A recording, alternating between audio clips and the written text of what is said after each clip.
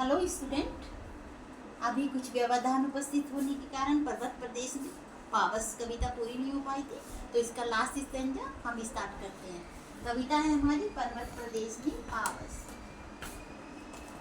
ऐसे बड़े हो सकते हैं।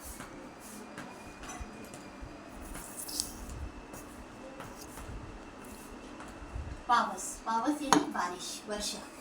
जैसे कि हम पढ़ रहे थे पहले भी कि पर्वतीय क्षेत्र का सुमित्रानंदन पंत जी ने बहुत ही पर्वतीय क्षेत्र में बारिश का खूबसूरत वर्णन किया है।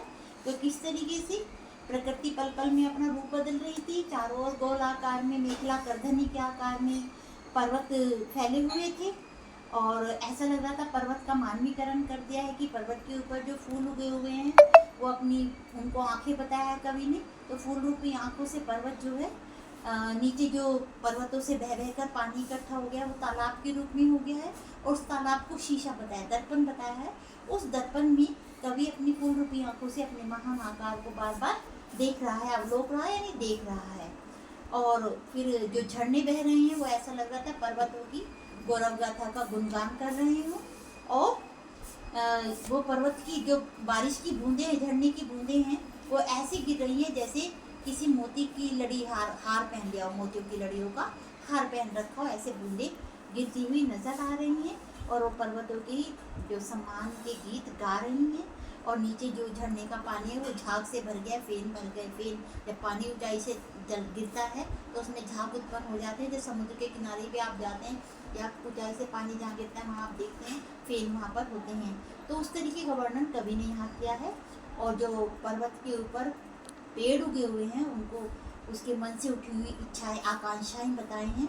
जो ऊपर आसमान में नी रव रव यानी आवाज, नी यानी बिना आवाज, तो जिसमें बिना आवाज बिल्कुल शांत आसमान में देख रहे हैं और बिना पलक झपकाए अटल होकर और कुछ चिंता में कि आगे क्या होगा। अब आगे का दृश्य परिवर्तन हो गया है बच्चों। मूसलाधार बारिश शुरू हुई है और मूसलाधार बारिश जब होती है तो धुआं सा छा जाता है, दृश्य साफ नजर नहीं आते, स्पष्ट नहीं होते।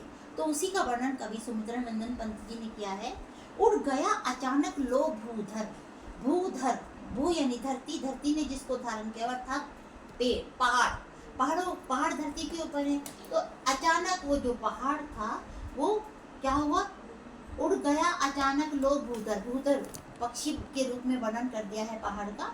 फड़का अपार पारद के पर, जैसे उसने पारद के पर यानी बारिश के बादलों के जो बादल जिनमें पानी भरा हुआ है जो पारे के समान दिखाई देते थे, मरकरी होता है ना जो आर पार दिखाई देता है, ट्रांसपेरेंट सा होता है, वैसे ही बादल भी होते हैं कुछ कुछ, आपने देखा होगा। तो बादलों रूपी पंखों को लगाकर पर्वत रूपी पक्षी उड़ गया हो, ये कवि की कल्पना है बच्चों। ऐसा लगा मानवीकरण है पहाड़ों का। रव शीश रह गए निर्झर, निर्झर यानी झरने की भी अब रव यानी आवाज, आवाज सुनाई दे रही है, झरना दिखाई नहीं दे रहा है टूट पड़ा भू पर अंबर, ऐसा लग रहा है कि आसमान धरती पे टूटकर गिर पड़ा हो, यानी धरती और आसमान एक जैसे नजर आ रहे हैं, पता ही नहीं चल रहा बारिश कहाँ से शुरू हो रही है। धस गए धरा में सभे शाल, शाल सागौन आदि वृक्ष जो पेड़ों पर उगे हुए थे, ऐसा लग रहा है वो डर के कारण धरती में धस गए, चिंता में। उठ रहा धुआं जल गया ताल, और तालाब में से भी धुआं उठता नजर आ रहा है, ऐसा लग रहा है तालाब में आग लग गई और धुआं उठ रहा हो। यूं जलद यान में विचर विचर, इस प्रकार अपने जलद, बादलों को जलद कहते हैं बच्चों जिनमें जल भरा हुआ है, तो अपने बादलों रूपी यान में, अपने जहाज में, यान में विचर विचर यानी घूम घूम कर, विचरना यानी घूम घूम कर, था इंद्र खेलता इंद्रजाल। वर्षा के देवता कौन है, इंद्र। तो इंद्र देवता अपना मायाजाल, इंद्रजाल दिखा रहे हों, अपनी महिमा दिखा रहे हों। ऐसा सुंदर वर्णन कवि पंत जी ने इसमें किया है कि जलदयान में रूपक अलंकार आ गया बच्चों, तो और सभय शाल में फिर अनुप्रास अलंकार आप बोलोगे, विचर विचर पुनरुक्ति प्रकाश अलंकार आ गया। तो इस तरीके से ये कविता बच्चों बहुत ही सुंदर बन पड़ी है। तो आशा करती हूँ आपको समझ में आई होंगी। पावस ऋतु में प्रकृति में कौन कौन से परिवर्तन आते हैं, तो पावस ऋतु में प्रकृति में कौन कौन से, अब इस कविता के आधार पर हमें बताना है। फूल खिल जाते हैं, पत्ते हरे भरे हो जाते हैं, पानी तालाब के रूप में इकट्ठा हो जाता है और वातावरण मस्ती से भर जाता है, रोमांचित हो जाता है। ये सब चीज़ें घूमने का मन करता है। मेखलाकार शब्द का क्या अर्थ है? मेखलाकार शब्द का अर्थ है करधनी। करधनी के आकार के पहाड़ की ढाल बनी हुई है चारों तरफ। सहस्र का क्या? मेखलाकार। कवि ने इस शब्द का प्रयोग यहाँ क्यों किया है? क्योंकि दूर दूर तक गोलाकार में पर्वत फैले हुए हैं, इसलिए यहाँ पर वर्णन किया है।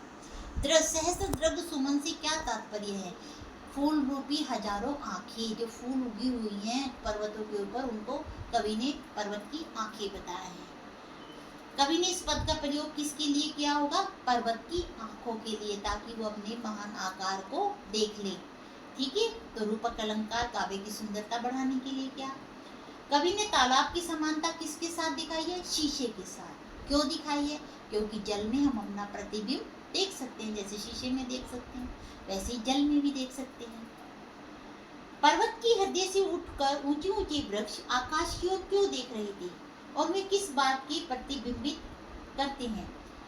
आकाश की ओर देख रहे थे, चिंता में कि आगे क्या होगा, भविष्य में क्या होगा। ये मनुष्य की इच्छाओं को प्रतिबिंबित रिफ्लेक्ट करते हैं। क्यों? क्योंकि मनुष्य के मन में ही अनेक इच्छाएं उत्पन्न होती है, जिनमें डर भी होता है, खुशी भी होती है, गम भी होता है। भविष्य में क्या होगा, कभी अतीत के बारे में, कभी भविष्य के बारे में सोचता रहता है ये मन हमारा, है ना। तो ये मनुष्य की मन की इच्छाओं का प्रतीक है। फिर बच्चों, शाल के वृक्ष भयभीत होकर धरती में क्यों धंस गए? बारिश के कारण, तेज मूसलाधार बारिश के कारण कवि की कल्पना बन पड़ी है कि शाल के वृक्ष डरकर धरती में धंस गए। धंसे नहीं है, लेकिन हमें दिखाई नहीं दे रहे, कवि की कल्पना है। झरने किसके गौरव का गान कर रहे हैं? पर्वतों के गौरव का गान कर रहे हैं। बहते हुए झरने की तुलना किससे की गई है? मोती की लड़ियों से। जैसे मोती की लड़ियां होती है ना, वैसे ही जल की बूंदें हमें दिखाई दे रही हैं। बच्चों, उम्मीद करती हूँ ये पाठ आपको समझ में आ गया होगा। आप इसे पढ़ेंगे तो अवश्य आपको समझ में आ जाएगा। Thank you.